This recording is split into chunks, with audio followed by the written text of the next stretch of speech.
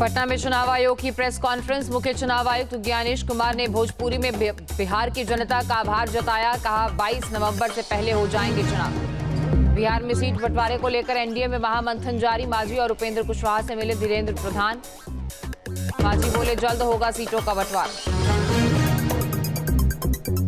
सतना में आरएसएस प्रमुख मोहन भागवत का बड़ा बयान। बोले हम सब हिंदू और सनातनी, अंग्रेजों ने हमें बांटा, एक दिन हम अपना हक वापस लेंगे। सिरप से बच्चों की मौत के मामले में केंद्र सरकार सख्त, सभी राज्यों को अलर्ट। एमपी और राजस्थान में अब तक 14 बच्चों की मौत केंद्रीय स्वास्थ्य सचिव ने की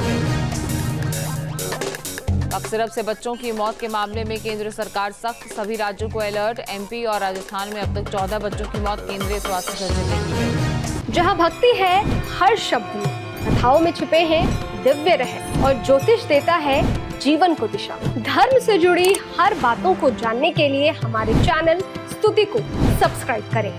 चैनल पर जाने के लिए इस लिंक पर क्लिक करें।